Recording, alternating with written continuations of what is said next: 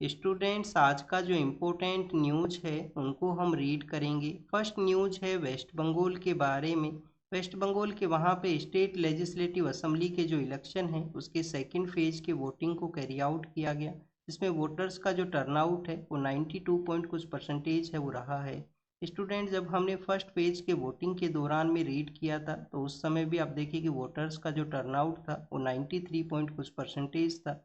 Overall numbers हैं वो क्या हैं? Overall numbers state election commission के द्वारा बताया गया कि 92.9% वोटर्स हैं जिन्होंने इलेक्शन प्रोसेस के अंदर में पार्टिसिपेट किया है। क्या स्टूडेंट्स, इस डाटा को आपको याद रखने का ज़रूरत है? यूपीएससी क्वेश्चन के अंदर में पूछ सकता है, तो आप देखिए कि याद मत रखना। यूपीएससी इस तरीके से क्वेश्चन है वो नहीं पूछा करता है। और एग्जैक्ट नंबर ऑफ डाटाज हैं वो इलेक्शन कमीशन 1 या 2 डेज के लेटर फेज के अंदर में रिलीज किया करते हैं। क्योंकि इन यहाँ पे जो परसेंटेज ऑफ वोटर्स बताए गए हैं इसके अंदर में जो सर्विस वोटर्स हैं उनको कैलकुलेट नहीं किया जाता है। जिन लोगों ने पोस्टल बैलेट के थ्रू वोटिंग को कैरी आउट किया है उनका भी कैलकुलेशन इस जो नंबर है उसके अंदर में नहीं हुआ करता है। और ओवरऑल जो भी आपको परसेंटेज बताया जाए वो भी आपको याद है वो नहीं रखना है, क्योंकि यूपीएससी ऐसे क्वेश्चन है वो नहीं पूछता है। सेकंड स्टूडेंट्स, यहाँ पे आपको एग्जिट पोल्स के बारे में मेंशन किया गया है। जब भी इलेक्शन प्रोसेस कंप्लीट होता है तो एग्जिट पोल्स हैं वो कैरी आउट किए जाते हैं कुछ सर्वे एजेंसीज हैं उनके द्वारा। तो बेसिकली आप देखिए कि इस टर्म को आप अंडरस्टैंड कीजिए कि एग्जिट पोल है, किससे एग्जिट होना है यहाँ पे। तो जब भी कोई वोटर है जब वो अपने पोलिंग बूथ के ऊपर में वोट को कैरी आउट करते हुए एग्जिट करता है तो वहाँ पे सर्वे एजेंसी के जो लोग हैं वो हुआ करते हैं, वो उस पर्सन का ओपिनियन है उसको जानने का कोशिश करते हैं।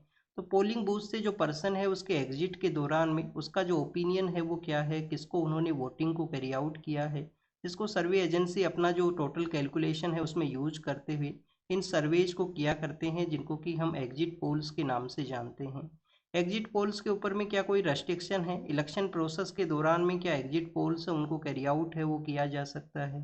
तो आप देखिए कि इनके ऊपर में कुछ रेस्ट्रिक्शंस लगाया गया है कि जब तक इलेक्शन प्रोसेस कंप्लीट ना हो 5 PM का जो समय है जब लास्ट पर्सन को अलाउ किया जाता है वोटिंग का जो लाइन है उसमें एंट्री के लिए। और आप देखिए कि उसके बाद में जो भी पर्सन लाइन के अंदर में है उनका वोटिंग है वो कैरी आउट होता है जब तक कि वो अपना वोट ना डाल दे, जब तक उनको जो राइट यहाँ पे मिला हुआ है। तो स्टूडेंट, जो एग्जिट पोल्स हैं जब तक इलेक्शन प्रोसेस का जो 5 PM कंप्लीट नहीं होता है जब तक वो कैरी आउट है वो नहीं हो सकती।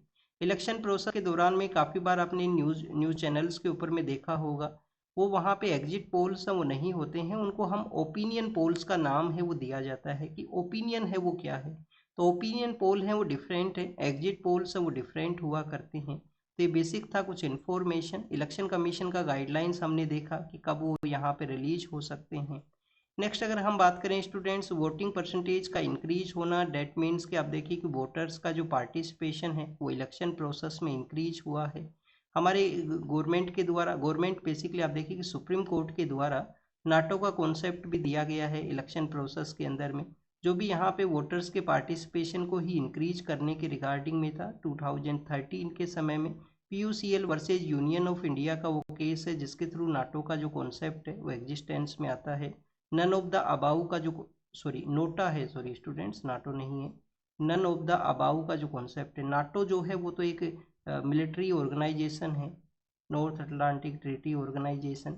वाशिंगटन ट्रीटी के थ्रू इसको 1949 में सेटअप किया था नाटो को। और आप देखिए कि यहाँ पे कलेक्टिव डिफेंस का एक मैकेनिज्म आया करता है। कलेक्टिव डिफेंस का मैकेनिज्म क्या है, इसका क्लोज नंबर 5 के अंदर में है, जो मेंशन ये करता है कि किसी एक कंट्री के ऊपर अटैक होगा, इसके जो मेंबर कंट्री हैं उनके ऊपर में, तो अटैक ऑन ऑल के रूप से कंसीडर करेंगे, नाटो का जो फोर्स है उसको डिफेंड करेंगे। क्या कभी इस प्रोविज़न को, ये जो कलेक्टिव डिफेंस का जो प्रोविज़न है उसको यूज किया गया है नाटो के अंदर में? तो आप देखिए कि 9/11 का जो इंसिडेंट था, 9/11 जो कि यूएस के वहाँ पे जो टेरर अटैक हुआ था, तो उसके बाद में ज़रूर इसको यूज किया गया था नाटो का जो एजेंसीज हैं उनके द्वारा। ये जो कॉन्सेप्ट है वो नोटा है, नन ऑफ द अबाउ का, जो 2013 में PUCL versus union of India का जो केस है उसके थ्रू ही आया था। हमारा जो राइट टू वोट है उसका स्टेटस क्या है? स्टैट्यूटरी स्टेटस है। 2006 में सुप्रीम कोर्ट ने कुलदीप नैयर केस में इसको रिकॉग्नाइज किया था। फिर राजबाला केस के अंदर में आप देखिए कि इसका जो जो स्टेटस है उसको कॉन्स्टिट्यूशनल कर दिया गया राइट टू वोट को 2016 में।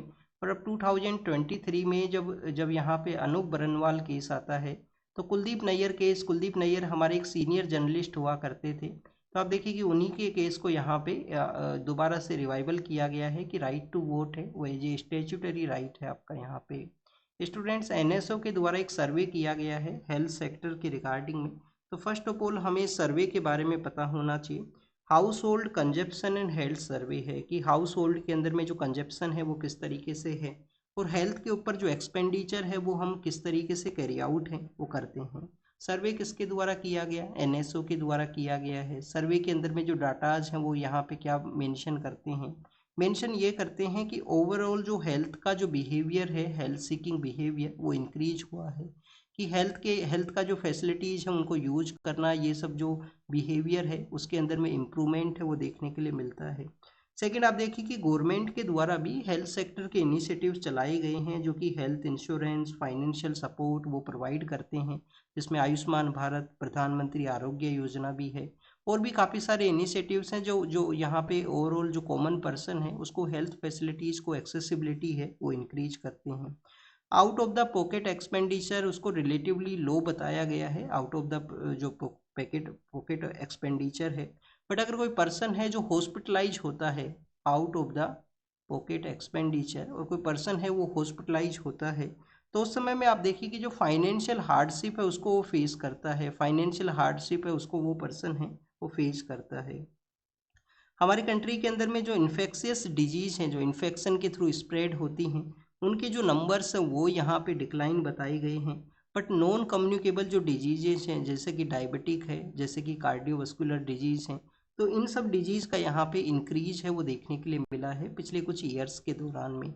तो एनएसओ का रिपोर्ट ये बताता है कि हेल्थ सीकिंग बिहेवियर में इम्प्रूवमेंट है, out of the pocket expenditure में लिटिल बिट डिक्लाइन है, बट अगर आप हॉस्पिटलाइज होते हो तो फाइनेंशियल हार्डशिप आपको फेस करना होता है।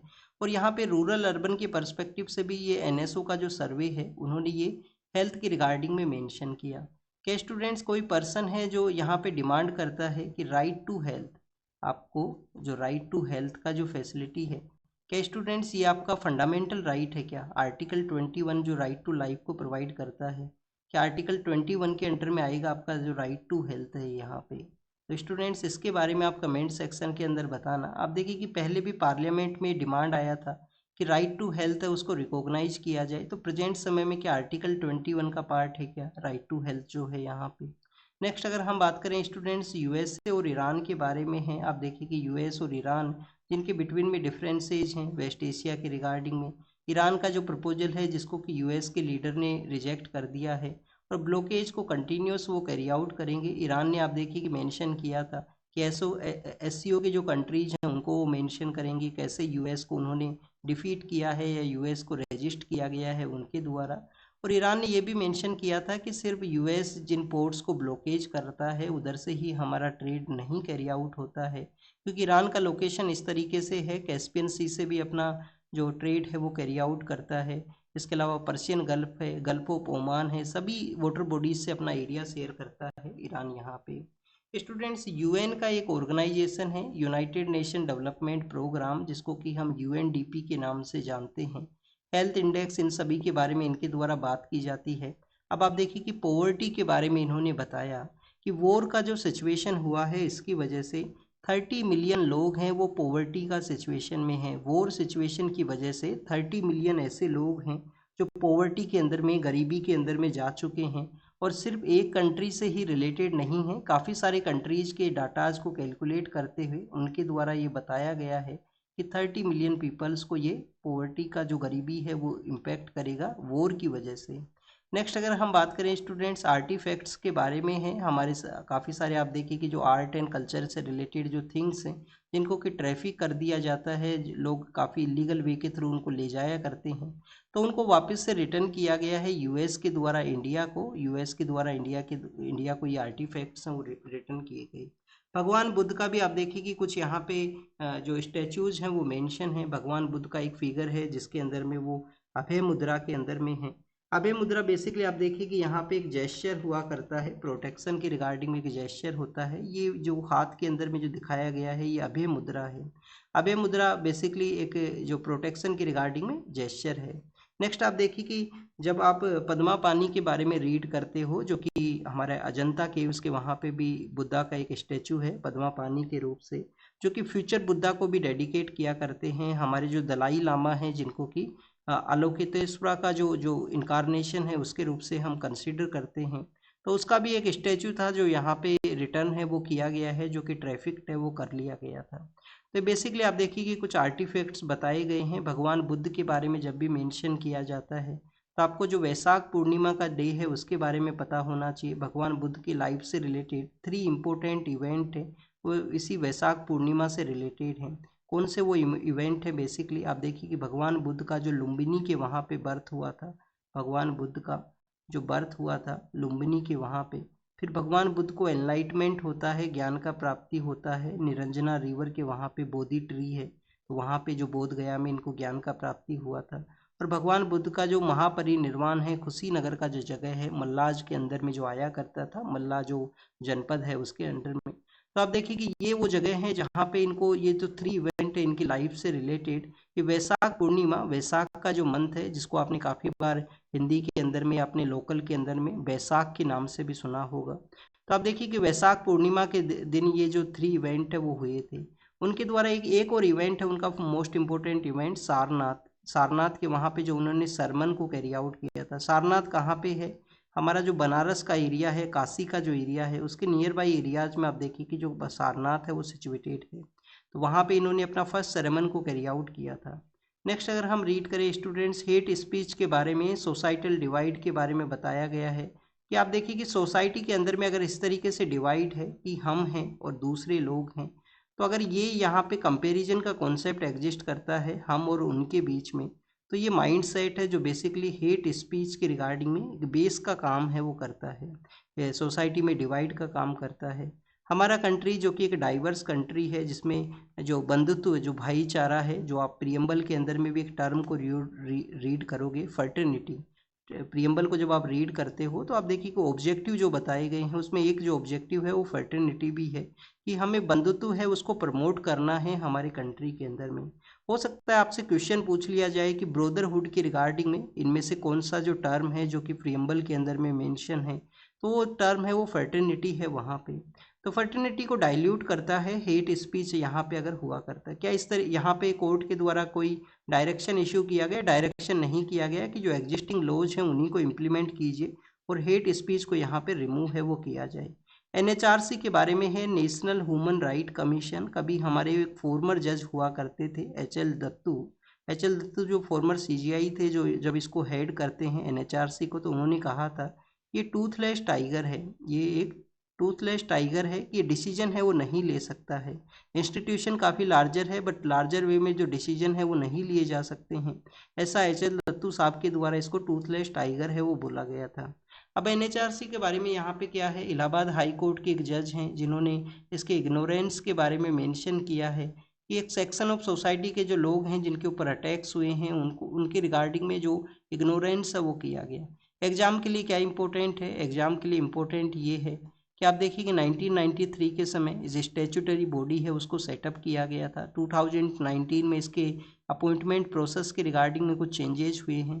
पहले हमारे फॉर्मर जो चीफ जस्टिस ऑफ इंडिया हैं वही इसको हेड करते थे, बाद में इसको अमेंड करके चेंज ये किया गया कि जो जो जज ऑफ सुप्रीम कोर्ट हैं जो रिटायर हुए हैं वो भी इसको हेड कर सकते हैं, नेशनल ह्यूमन राइट काउंसिल को। काफ़ी इंपॉर्टेंट काम है, कोई भी ह्यूमन राइट का वायलेशन है जिसको कि ये सुमोटो कॉग्निजेंस लेते हैं, न्यूज़पेपर के रिपोर्ट्स को भी ये कंसिडर करते हैं और सोसाइटल जो थिंग्स हैं उनके बारे में अपना जजमेंट दिया करते हैं, डायरेक्शन इशू किया करते हैं। फ्री ट्रेड एग्रीमेंट के बारे में मेंशन किया गया जो कि न्यूजीलैंड के साथ में हमारा एग्जिस्टेंस में आया है। तो फर्स्ट ऑफ ऑल स्टूडेंट्स यहाँ पे क्वेश्चन ये है कि हमारे कंट्री ने फ्री ट्रेड एग्रीमेंट्स को क्यों साइन किया है। एक तो आप देखिए कि इकोनॉमिकल पर्सपेक्टिव से हमें डाइवर्सिफिकेशन का ज़रूरत है, इकोनॉमिकल जो डाइवर्सिफिकेशन है उसका यहाँ पे ज़रूरत है। क्यों ज़रूरत है? ये बेसिकली यूएस के द्वारा आप देखिए कि हमारी कंट्री के ऊपर में टैरिफ है वो लगा दिए गए, टैरिफ को इंक्रीज कर दिया था उन्होंने। यूएस के टैरिफ के अलावा जब कोविड-19 का आउटब्रेक हुआ था तो आप देखिए कि उस समय भी डिस्टरबेंस है वो क्रिएट हुआ था। अब वेस्ट एशिया का जो वॉर है वो भी ये शो करता है कि हमें किसी एक कंट्री के ऊपर डिपेंड है वो नहीं रखना है, इकोनॉमिकल जो डाइवर्सिफिकेशन है वो होना चाहिए। तो इकोनॉमिकल डाइवर्सिफिकेशन, वेस्ट एशिया में तो आप देखिए ऑयल एंड गैस का इम्पैक्ट हुआ, बट सभी सेक्टर्स में आपका जो इकोनॉमी है वो डाइवर्सिफाई है, वो होना चाहिए। नेक्स्ट अगर हम बात करें न्यूजीलैंड के इम्पोर्टेंस के बारे में, न्यूजीलैंड तो आप देखिए कि हमारा जो इकोनॉमी है उसका 1/16 साइज का है, और ओवरऑल हमारा जितना ट्रेड हुआ करता है उसका 1% आप देखिए कि न्यूजीलैंड का जो इकोनॉमी है वो हुआ करती है। तो इस तरीके से न्यूजीलैंड का जो नंबर्स है वो काफ़ी कम है, बट हमने ये जो जो जो फ्री ट्रेड एग्रीमेंट है वो क्यों साइन किया है, इकोनॉमिकल डाइवर्सिफिकेशन के लिए। सेकंड आप देखिए कि इसी इकोनॉमिकल डाइवर्सिफिकेशन, ये जो क्राइटेरिया जो कंडीशंस हमने बताए हैं, इसी के रिगार्डिंग में हमने काफ़ी सारे कंट्रीज से जो जो एग्रीमेंट्स हैं वो साइन किए हैं, जैसे कि मॉरिशस के साथ में हमने साइन किया, ऑस्ट्रेलिया के साथ में हमने साइन किया, यूनाइटेड अरब अमीरात के साथ में हमने साइन किया, यूरोपियन फ्री ट्रेड एसोसिएशन के जो 4 कंट्री हैं उनके साथ में हमने साइन किया। इनको आपने नहीं बताया है कमेंट सेक्शन में, होमवर्क है बताना ये कौन से 4 कंट्री हैं। और इसके अलावा स्टूडेंट्स हमने यूके है, यूरोपियन यूनियन है, ओमान है, इन सभी के साथ में भी जो एफटीए है उसको साइन है वो किया है। अब न्यूजीलैंड का एफटीए किस तरीके से बेनिफिट प्रोवाइड करेगा, एक तो हमारे जो प्रोडक्ट्स हैं उनके ऊपर में ये जो टैरिफ है उसको रिड्यूस करेगा, तो हमारे प्रोडक्ट्स के ऊपर में टैरिफ रिड्यूस होगा। सेकंड आप देखिए कि हमारी कंट्री के अंदर में इन्वेस्टमेंट की रिगार्डिंग में भी प्रॉमिस है कि नेक्स्ट 15 ईयर्स के दौरान में $20 बिलियन का इन्वेस्टमेंट किया जाएगा, जो कि यूरोपियन फ्री ट्रेड एसोसिएशन की कंट्रीज ने 100 बिलियन का प्रॉमिस है वो किया था। हमारा जो स्किल वर्कर्स हैं उनकी मोबिलिटी को एंश्योर करेगा, तो जॉब अपॉर्चुनिटीज़ हैं वो उनके लिए क्रिएट होंगी। हमारे जो स्टूडेंट्स न्यूजीलैंड के लिए जाया करते हैं उनको भी बेनिफिट रहेगा कि अपना स्टडी के अलावा भी जो वर्क है उसको वो कैरी आउट कर सकते हैं। तो ये कुछ ओवरऑल बेनिफिट है उसको बताया गया, क्यों हमने साइन किया है उस कंडीशन के बारे में है। फिर आप देखिए कि रोड एक्सीडेंट्स को रिमूव करने के लिए व्हीकल टू व्हीकल जो कम्युनिकेशन है उसको यहाँ पे लाया जाए। ये बेसिकली आप देखिए कि एक प्रपोजल है हमारा मिनिस्ट्री ऑफ जो रोड सेफ्टी है उनका, यहाँ पे vehicle to vehicle communication technology जो व्हीकल्स को अलाउ करता है रोड के ऊपर में सेंड करने का और जो उनका सिग्नल रिसीव करने के रिगार्डिंग में। अब ये जो टेक्नोलॉजीज हैं जब यहाँ पे वर्क आउट करेंगे, जब हमें रोड्स का जो स्थिति है उसको भी अपग्रेड करना होगा, टेक्निकल सॉल्यूशंस हैं उनको हम यूज कर सकते हैं रोड एक्सीडेंट्स के रिगार्डिंग में। क्यों हमें यूज करना है टेक्निकल सॉल्यूशंस या रोड सेफ्टी को क्यों हमें इंश्योर करना है। 1.73 लाख के आसपास लोग हैं जो पर ईयर बेसिस के ऊपर में आप देखिए कि उनका डेथ होता है, कैजुअलिटी होता है रोड एक्सीडेंट्स के अंदर में। तो इंडिया के अंदर में ये जो नंबर हैं जिसको कि आप देखिए कि हमारा नेशनल क्राइम रिकॉर्ड ब्यूरो का जो रिपोर्ट है वो बताती है कि 1.73 के आसपास लाख के आसपास लोग हैं जिनका डेथ होता है। सेकेंड आप देखिए कि इनको हमें रिड्यूस करना है, ब्रासीलिया कन्वेंशन जो हमने साइन किया था रोड सेफ्टी के रिगार्डिंग में, तो उस वजह से भी हमें रिड्यूस करना है। तो ये टेक्निकल सपोर्ट के बारे में मेंशन था। शेड्यूल कास्ट और शेड्यूल ट्राइब के अंदर में, शेड्यूल कास्ट और शेड्यूल ट्राइब में क्रीमी लेयर का कॉन्सेप्ट होना चाहिए। तो फर्स्ट ऑफ ऑल आप देखिए कि क्रीमी लेयर का जो कॉन्सेप्ट है वो कहाँ से स्टार्ट होता है। जब ओबीसी को रिजर्वेशन दिया गया था तो 1992 के समय में इंदिरा साहनी केस आता है, और इंदिरा साहनी केस के अंदर में आप देखिए कि जजमेंट ये दिया गया कि 27% जो रिजर्वेशन है ये तो वैलिड है, बट आप देखिए कि आपको यहाँ पे जो क्रीमी लेयर का कॉन्सेप्ट है वो भी लेके आना होगा। शेड्यूल कास्ट और शेड्यूल ट्राइब का जो कम्युनिटीज़ है वहाँ पे ये नहीं है, कुछ पेटिशंस फाइल हुई हैं कोर्ट के द्वारा, यहाँ पे जो अर्लियर जो गवर्नमेंट्स हैं उनको नोटिस इशू किया गया है कि आपको अपना ओपिनियन बताना है शेड्यूल कास्ट शेड्यूल ट्राइब के क्रीमी लेयर कॉन्सेप्ट के बारे में, क्या ये इसको लाने का ज़रूरत है। और क्या स्टूडेंट्स इकोनॉमी एक प्रॉक्सी का काम करता है क्या सोशल जस्टिस के रिगार्डिंग में, किसी पर्सन का सोशल स्टेटस काफ़ी बेटर है तो क्या उनको यहाँ पे किसी तरीके से डिस्क्रिमिनेशन है वो नहीं फेस करना होगा, अगर उनका इकोनॉमिकल जो प्रोग्रेस है, इकोनॉमिकल जो उनका जो अच्छा पैसा है उनके पास में। तो अब ये जो आप देखिए कि बी आर अम्बेडकर का भी यहाँ पे एक कमेटी के रिगार्डिंग में ओपिनियन है उसको यहाँ पे मेंशन किया गया है। महार जो कॉन्फ्रेंस ऑर्गेनाइज किया गया था डॉक्टर अम्बेडकर साहब के द्वारा, तो उसके बारे में भी यहाँ पे मेंशन है।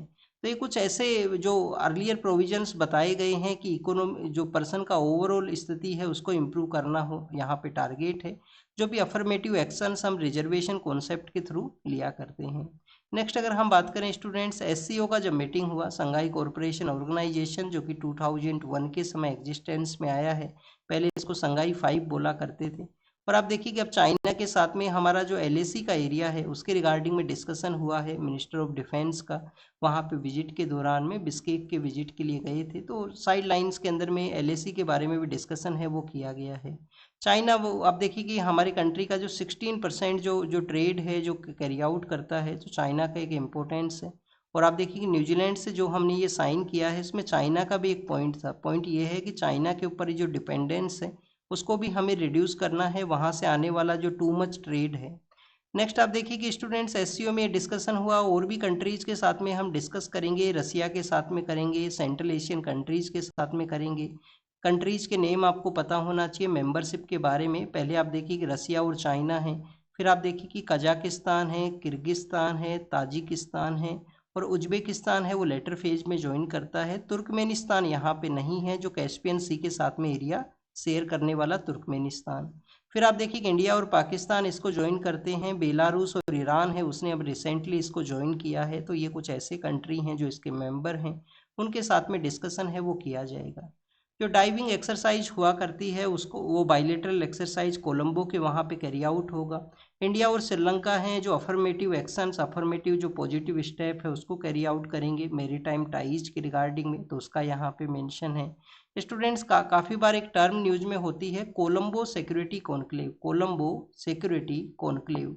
आप देखिए कि 2011 के समय में, 2011 में एक ट्राइलेटरल एरिया को डेवलप किया गया था इंडिया, श्रीलंका और मालदीव ने। फिर बाद में 3 कंट्रीज के बिटवीन में एक ट्राइलेटरल ये समिट है जो एग्जिस्टेंस में आया था। फिर बाद में 3 कंट्रीज के बिटवीन में पॉलिटिकल डिफरेंसेज आते हैं। मालदीव और इंडिया में तो लार्जर वे में पॉलिटिकल डिफरेंसेज आए थे। तो 2020 के समय जो प्लेटफॉर्म डेवलप किया गया था 3 कंट्रीज का, उसको चेंज करके कोलंबो सिक्योरिटी कॉन्क्लेव है वो बना दिया गया, जिसमें और भी कंट्रीज अब इसके पार्ट बने हैं, जैसे बांग्लादेश भी इसका पार्ट बना है, मॉरिशस या सेशेल्स वो भी इसका पार्ट है। मॉरिशस है या सेशेल्स वो आप एक बार देखना। तो आप देखिए कि वो कोलंबो सिक्योरिटी कॉन्क्लेव है जो रीजनल सिक्योरिटी के रिगार्डिंग में हुआ करता है। ये मेरीटाइम बाइलेटरल एक्सरसाइज है उसको बताया गया, जो कि डाइविंग एक्सरसाइज वहाँ पे कैरी आउट होगा। निकोबार प्रोजेक्ट के लिए वहाँ के लोगों को जिस तरीके से डिस्प्लेस किया जाएगा, डेवलपमेंट लेड डिस्प्लेसमेंट है या डिस्ट्रेस है, हमारे जो लीडर ऑफ अपोजिशन है लोकसभा के, वो निकोबार प्रोजेक्ट के वहाँ पे गए हैं उसको देखने के लिए। तो ये बेसिकली उनके बारे में मेंशन है। 92,000 करोड़ का ये प्रोजेक्ट है, जिसके अंदर में वहाँ पे टाउनशिप का भी डेवलपमेंट होगा, जिसमें आप देखिए कि काफ़ी कुछ चेंज किया जाएगा। बट वहाँ पे रहने वाली जो ट्राइबल कम्युनिटी हैं उसके रिगार्डिंग में कंसर्न है कि उनका जब डिस्प्लेसमेंट होगा तो ओवरऑल उनका जो इम्पैक्ट करेगा, इकोलॉजिकल पर्सपेक्टिव से भी जो जो जो वहाँ पे जो जो कंसर्न है उनको रेज किया गया था कि इकोलॉजिकल पर्सपेक्टिव से भी जो चेंजेज है वो हो सकते हैं। फिर आप देखिए कि स्टूडेंट्स गवर्नमेंट के द्वारा 100% इथेनॉल का जो एक जो जो आप देखिए कि यहाँ पे फ्यूल है वो अप्रूवल किया गया है। गवर्नमेंट के द्वारा प्रपोज है कि 100% इथेनॉल के थ्रू जो फ्यूल है वो कैरी आउट हो, तो इसको E100 का नाम दिया गया है। अब ये प्रपोज है, एग्जिस्टेंस में आता है या नहीं आता है। क्वेश्चन आपसे हो सकता है कि E20, E10, E85, E100 ये बेसिकली क्या है? इथेनॉल का जो फ्यूल है, जो कि इथेनॉल ब्लेंडिंग के थ्रू कैरी आउट होते हैं। नेक्स्ट आप देखिए कि हमारे कुछ मेरीन स्पीसीज हैं, उनका एक इस तरीके से आई का अपीयरेंस होता है, स्पेक्ल एक आई हुआ करता है। ये किसके लिए यूज होता है? डिफेंस के लिए यूज करते हैं प्रेडिटर्स के अगेंस्ट में। तो ये जो डिस्टिंक्टिव आई का जो शेप का स्पॉट है इसको यूज किया करते हैं डिफेंस अगेंस्ट द प्रेडिटर्स के अगेंस्ट में, ये जो मेरीन जो यहाँ पे स्पीसीज हैं उनके द्वारा। नेक्स्ट अगर हम बात करें स्टूडेंट्स, यहाँ पे जो डिस्कशन किया गया है वो है जर्मनी और यूएस के रिलेशंस के बारे में है। जर्मनी के जो चांसलर है उन्होंने कहा है कि यूएस के साथ में रिलेशन है वो बेटर हैं, चाहे उनका वॉर सिचुएशन के दौरान में उनका जो पोजीशन है वो डिफरेंट रहा हो, ईरान की रिगार्डिंग में उनका पोजीशन है वो रहा हो। चाइना के द्वारा कुछ ड्रोन्स का जो सेल है उसको बैन किया गया है सिक्योरिटी कंसर्न्स की वजह से। चाइना के द्वारा जो ड्रोन्स का जो सेल है उसको बैन किया गया। यूरोपियन यूनियन के जो चीफ है उनके द्वारा बेसिकली आप देखिए कि यहाँ पे जो डिजिटल आयरन जो कर्टेन्स है उनके बारे में है। रसिया के ऊपर में जो जो सैंक्शंस हैं उन सभी के बारे में डिस्कशन है वो किया गया है। और इसके अलावा स्टूडेंट्स रसिया यूक्रेन वॉर के बारे में यहाँ पे मेंशन है। ऑयल फैसिलिटीज़ हैं उनके ऊपर में अटैक हुआ है, तो उसके बारे में मेंशन किया गया। एग्जाम के लिए नहीं इम्पोर्टेंट है, मल्टीपल टाइम्स न्यूज़ के अंदर में है। लेबनान ने कहा है कि इजराइल ने फिर से स्ट्राइक किया, जो यहाँ पे सीज फायर हुआ था उसमें ब्रीच हुआ है, सदर्न टाउन के अंदर में फिर से स्ट्राइक किया गया है। और ये हमने रीड किया है यूएस ईरान के बारे में। वेस्टर्न पार्ट ऑफ अफ्रीका के अंदर में माली नाम का जो कंट्री है वहाँ पे रसियन फोर्सेज हैं, वो नहीं होना चाहिए, तो ये माली के बारे में मेंशन है। आप देखिए कि 3 कंट्रीज का ये अलाइंस है, नाइजर है, माली है, बुर्किना फासो है। नाइजर है, माली है और बुर्किना फासो है। तो इन 3 कंट्रीज ने अपना एक अलायंस ऑफ साहिल के रूप से भी सेटअप किया है। इन 3 कंट्रीज का एक एरिया भी जो एक दूसरे के साथ में शेयर होता है, जिसको हम किस नाम से जानते हैं उस रीजन को, ये आपको कमेंट सेक्शन के अंदर बताना है, ये आपका होमवर्क है। और यूएस ने आप देखिए कि चाइना को काउंटर करने के रिगार्डिंग में कंट्रीज के साथ में डिस्कशन किया है, एग्जाम के लिए नहीं इम्पोर्टेंट है। तो this is all the information related to the today's newspaper. आप इसको रीड कीजिए, रिवाइज कीजिए, जो भी इंफॉर्मेशन आपको मिला है उसको नोट डाउन कीजिए। Thank you students, thank you very much.